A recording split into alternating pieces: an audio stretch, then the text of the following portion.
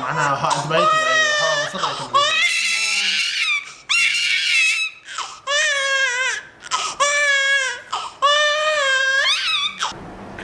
بسم الله الرحمن الرحيم. السلام عليكم ورحمة الله تعالى وبركاته.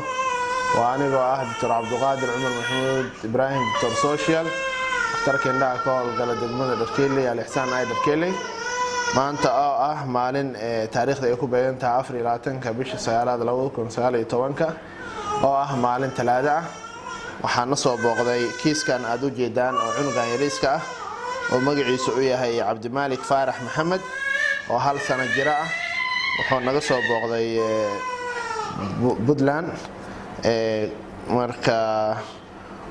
kiiska waad u jeedaan cunuga waxa gaaray dab asigoo yar dabkaas oo guriga dhan qabsaday marka alxamdulillah waa rafaad badan iyo dhibaato badan guriga ku dhacay laakiin hadda alxamdulillah waa ka uu nool yahay oo ooynaya wax walba uu dareemaya alxamdulillah uu fiican yahay xoogaa isha oo bidixda ayaa ka gaaray nabar oo cornea scar haar cadaan oo meesha madowga ku sameysatay inta kale laakiin dhibaatada ugu badan waxay ka gaartay jirkiisa gacmaha adimanka sare iyo adimanka hoose wax dhan iyo madaxa siiba centerka oo madaxa dhaxdiisa ayaa nabar weyn ka gaaray nabarkaas aad iyo aad u xanuunaya cunuga dhibaato badan ay haysatay cunugan muddo hal sano waaye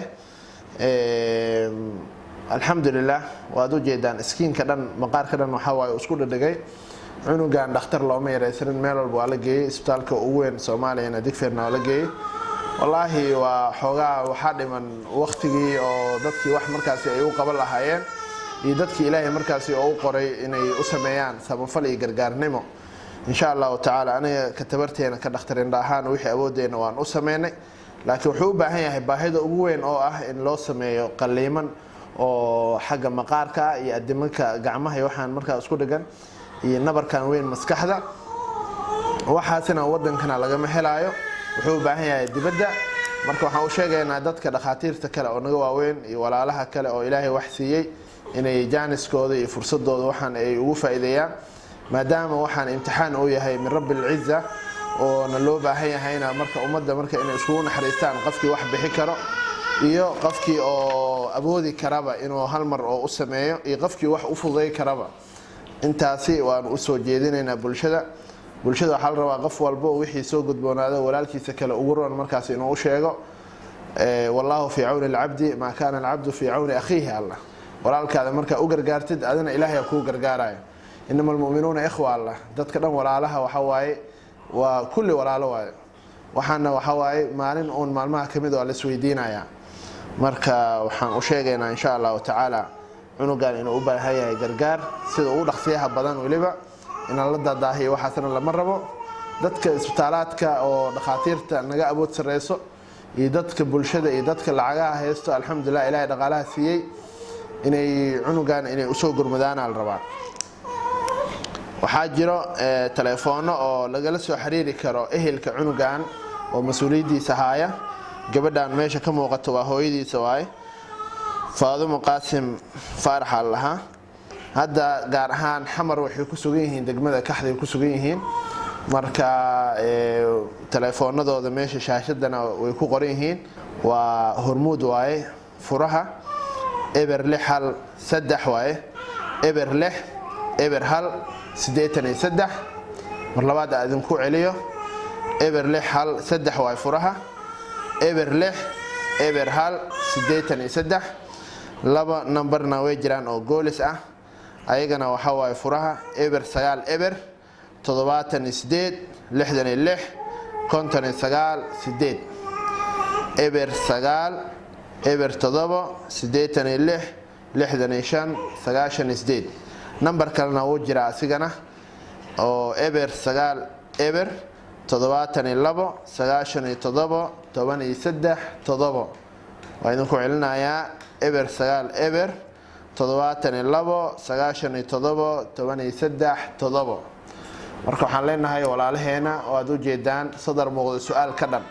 cunugan u jeedaan waxaan idin ka codsanaynaa ehelkooda waa kuwan telefoonadaan leeyihiin inaad la soo xiriirtaan gurigooda aad ku soo booqataan wixii wax uu qaban karo inaad insha Allah taala ilaahay dartiisa aad wax markaasi aad ugu qabataan sababtoo ah adduunyadana waa ku baxsane aakhirana waa ku baxsane insha Allah taala waa wax indhaha hadda aad ku arki kartid waaye marka soo dhawaada leena insha Allah taala waalidkiisana uu hadli doona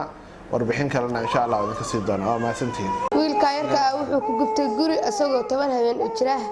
guriga ku gubtay guriga daaqada ayaa laga gubay dhibaato weyn baa laga soo gaartay aabihiisna dib ayaa ka soo gaaray adeeradii sida oo kale ma garatay haddana wiilka yarka uu xanuunsan yahay nabarka dhibaatada hadda ugu daran waa madaxa oo dhiigaya iyo gacmaha madaxa waxaan ka codsanayaa dadweynaha dadka muslimiinta walaalaheeya inay wiilka wax allaale wixii oo awoodooda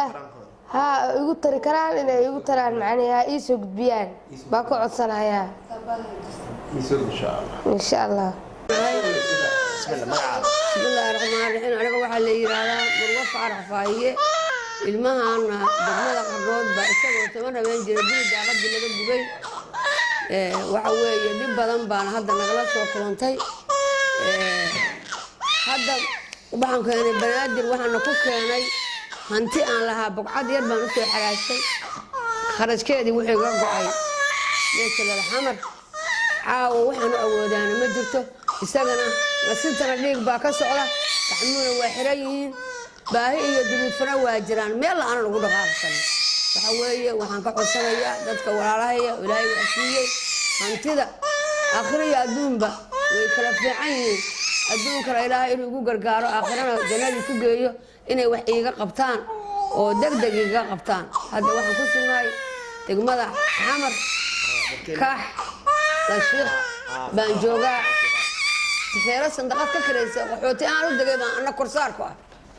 waxaan ku haystaana ma jirto walaalayaal waxaan doonayaa waa daahay hadda bil baan wareegaya magaalada bajaajka ma heli karo quraac ma heli karo in la ii qaban karo loo qabto ilmaha ilaahay dartiis loo ku qabto saasaan codsanayaa bismillaahi raxmaani raxiim waxa weeye walaalahayga muslimiinta ah dalka iyo dibadaba jira waxaan ka codsanayaa oo ilaahay wax siiyey waxa ilaahay siiyey inay inagana nooga soo gargaaraan oo wax naga siiyaan ilmahaasaan ku taxadoonahay waxaana ku sugnahay degmada xamar kaxa sheekh yaaban ilaahay dartiis inay wax noo taraan walaalaha iyo dalka iyo dibadaba jira oo ilaahay wax siiyey ilmahana anigu ayeeyadiisanahay aabe ma garatay hooyadiis waali bay ku sugan tahay ilmaha iyo masaasada anaa daba sida oo ilmaha adduunya aniga laftaydu indhaha kama fiicni ilbaan la ahay oo aan wax ka arkayn oo qaybta qalitaanka u taagnahay walaalayaalo waxay degdega oo si degdega wixina loo tari karo ilaahay dartiis qofku nooga soo horeeyo khayr buu soo horeeyay hana loo soo gaaro waxana loo taro anaga ilmaha yarko isku dhiban السلام عليكم ورحمة الله وبركاته.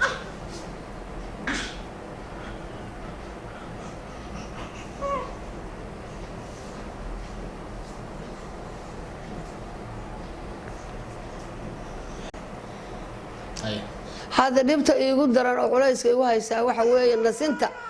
نبر كاتم لبيه تمن بلود بان لو wareegay nabarka nasinta habeenkii haduu seexdo aroortii waxaan ka markaan gamo habeenkii maanti waa ilaaliya isaga oo dhiig isku darmay markuu cidiyaha ku xoqo ayaa inta dhiiga ah ka baxda ma nasintu kaga yaal halka madaxa oo nasinta uu ka yaal ilmo markuu dhasho jilicsan oo halkaas nasinta waaba sawiri kartaan walaalayaal halka nasinta uu kaga yaal haduu ooyana wax yar ooyana dhiigu way isku darmaa halkaas dhiigiisu ka dhamaada dhiigiisa ay waa la cabiray wuxuu noqday 5 dhiigiisa hada dhiig baa lagu soo dhiigu 5 buu noqday inta cabiray serious bisotaan walaalayaal degdeg waxaan loo sii ilaahay idin kaalmeeyo idin kala khayr Allah idin sii ilaahay khayr baan idin kala jeeynaa badan